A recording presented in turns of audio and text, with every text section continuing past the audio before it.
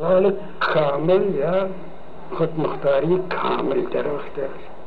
به قسمی که این ترکمن ها تا زمان رضا شاه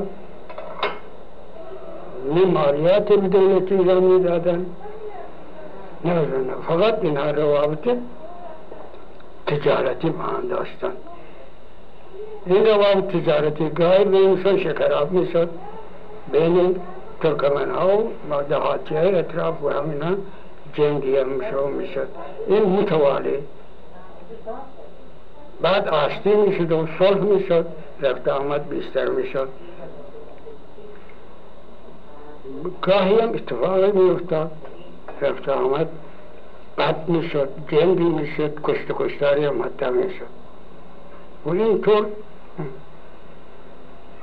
پس بدین ترتیب ترکمن ها در دست ترکمن ایران صورت زندگی خرد مالکی زندگی میکرد. مفهوم علمی فودال در ترکمن ها این دوره مستاق پیدا نمیکنه، چرا که هیچ فودالی که یا هیچ زمینداری دارای چند دهقانی داشته باشه و که اونها را استثمار بکنه، که اونها روی زمین اونها کار بکنن و برای اونها چیز بکنن که مفهوم علمی فودال پیدا بکنه. ما چنین چیزی نداشتیم. زمین در دست اشخاص خیلی بی دست پا و خیلی مظلوم و خیلی چیز بود و بعد دست یک دین خانم بود. نه خان دهاتی برای زمین خودش رو میخواست بکاری یا اجاره میداد. پس بدین ترتیب خرد مالکی ترکمن صحرا تا اون واسط زندگی رضا شاه کاملا ایلی قانون و مقرراتی که بین اونها حکم فرما بود قانون شریعت بود به صورت سنی. اگر کسی اختلافی با هم داشته باشه، یک کسی دزدی کرده باشه، یک کسی دعوا کرده باشه، میرفتن مقاضی که اون یک آخوندی بود که اصول شرع اسلام به طور سنی آشناست و کارهای خودشون رو، دعوای خودشون رو، اختلافات خودشون رو پیش او حل فصل مطرح میکردن. قاضی این دعوا رو حل فصل میکرد.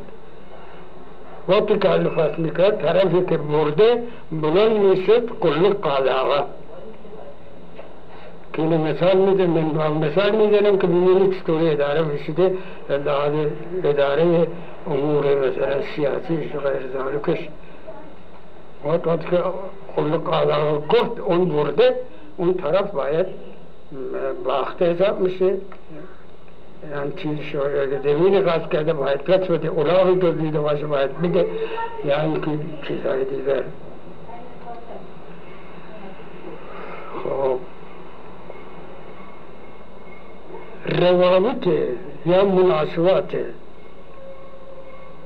ترکمن های دست ترکمن ایران با بلدربری استراباد و با فرمان دار استراباد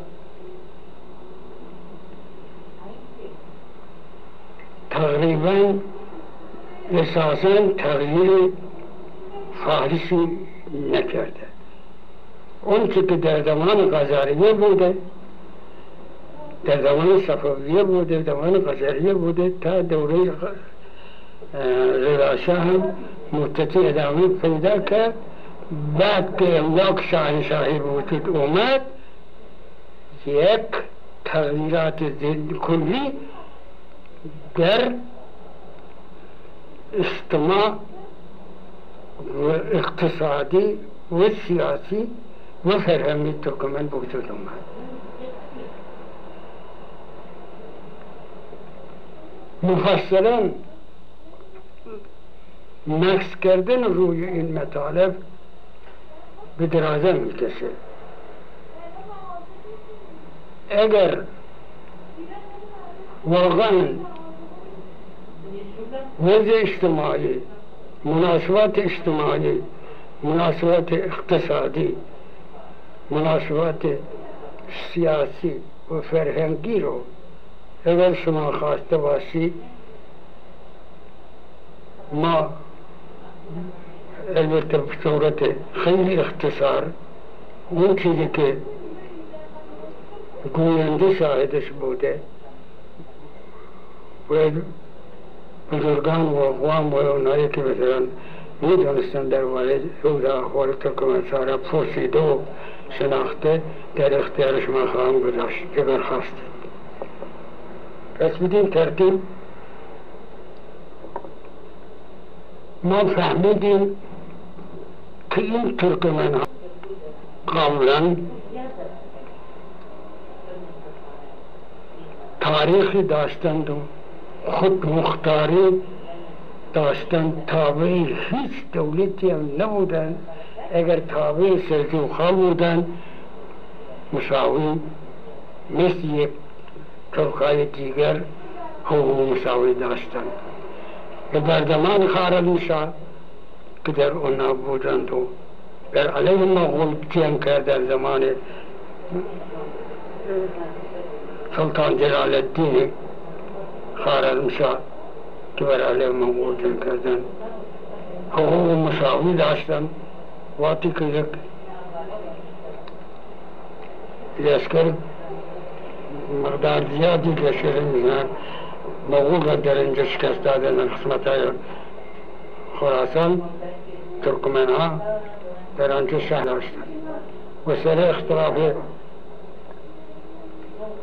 اون چیزی که غارت کرده بود در مغول ها اختلاف پیدا میکنن و ترکمن ها جدا میشن در وشون سلطان جلال الدین خوارزمشاه. بعد که با خان خیوش ما وقتی که اونجا بودن ارتباطاتشون همیشه استقلال خودشون رو حفظ کردن و همیشه یک ملتی زندگی مثلا کوچنشینیشون و زندگی مثلا تحت قاپور خودشون رو به صورت استقلال مستقل همیشه حفظ کردن. یه مثال تاریخی میزنم در اینجا. یک سندی هست در انستیتوت شرقشناسی تاشکند، آنجا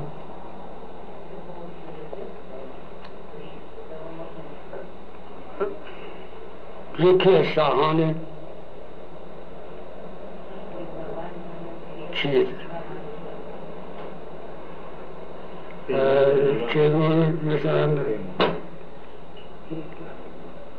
به شاه اسماعیل نامه می نویسه، یکی چیزای مثلا امیران اولیا نامه می نویسه که ترکمن هایی که در قم در صحرای ترکمنین مثلا در قم هستند مزاحم ما هستند. شما ممکنه که من میخوام برم مکه زیارت بکنم و اینها مزاحم میشن که اینها رو میتونید شما کلکشن بکنید من با آسوده و خیال برم مکه. این که به طرف ایران هجوم بیاد یا نبیدیم زمان. اون وقت شاه اسماعیل جواب میده، میگه ترکمن ها برادر من هستن، من ترکم آنها ترکن. اگر میخواهید سرتون در تنتون باقی بمانه به قوم اونها هجوم نکن، به از قوم اونها نرو اگر سرت دوست داشته باشه.